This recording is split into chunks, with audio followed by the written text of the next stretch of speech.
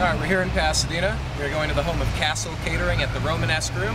Michele Bachmann is going to be addressing a crowd, talking about why she should be the next president of the United States. On Saturday, I became the first presidential candidate to sign the pledge that I will build the fence on every inch of the southern border.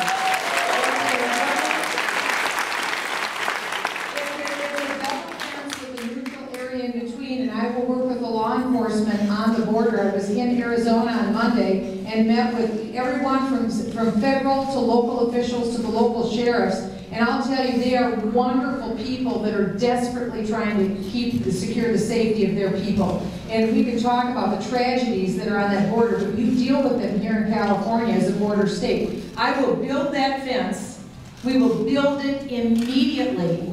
Not only that, we will fully make sure that we have the border security guards, because again, it costs us $113 billion a year. $82 billion of that is borne by state and local governments, and it costs you all $1,000 per household, as I had said earlier. But I will put the border security guards, and I will have their backs. As long as they are enforcing the law, I'll have their backs. I won't sue our border security guards and throw them in jail. I'll have their backs.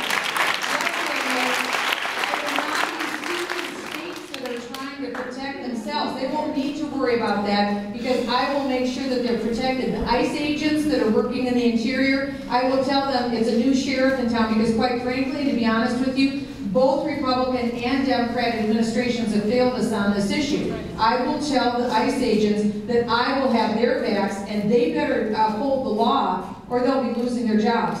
Also, sanctuary cities, they will not be receiving federal money.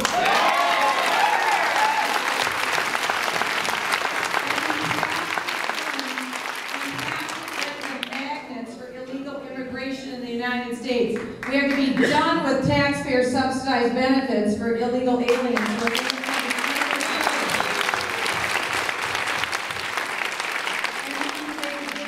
And English needs to be the official language.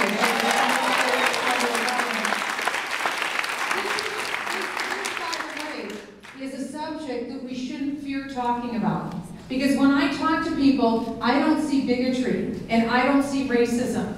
I see people who are very worried about the economic impact that the nation is taking, and that also the fact that 70% of the narco-terrorist war, or the narcotics that are coming in through that southern border. Again, this is also, as I see it on the Intelligence Committee, this is a narco-terrorism violent war that is occurring right here. And as a matter of fact, officials in Arizona told me that the border has now moved for Arizonans 70 miles north of where it is.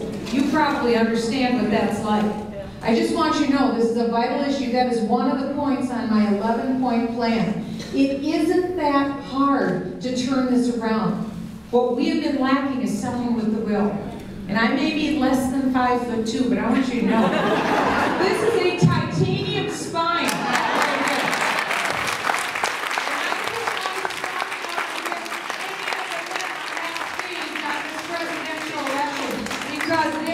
Of all of the candidates that are on that stage, I have the proven record for 5 years in Washington. I've done exactly what I said I was going to do.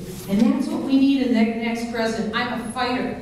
And one thing I've seen, unfortunately, in Republicans rarely fight. You don't win if you don't fight.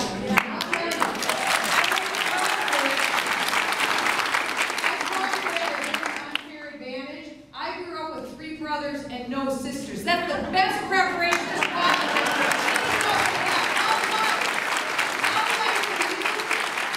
I will fight for our kids. I will fight for our Constitution because I believe this, as Ronald Reagan understood all too well. You can't maintain military superiority unless you have economic superiority. He proved that when we won the Cold War. We are now engaged in one of the a war that should bring us almost to our knees. The war that we are looking at with radical jihad. Because they have not lost their resolve. We have to also have that level of resolve within our soul to understand how committed they are to achieving their goals. I tell you tonight, We have so much that we can lose and so much at stake if we don't maintain our economic superiority. I wish we had the time to talk about all that was at risk and all that was at stake from the military point of view. We don't. But suffice it to say, it's been a privilege and a thrill. And together we can move mountains in this nation. And I need your help to do it too. TPAC needs your donations. But I stand before you today, here tonight, to say as well, I need your backing, I need your support, I need your financial support with the most maxed out, best gift that you can give to this campaign. Because I'm in, I am all in to win in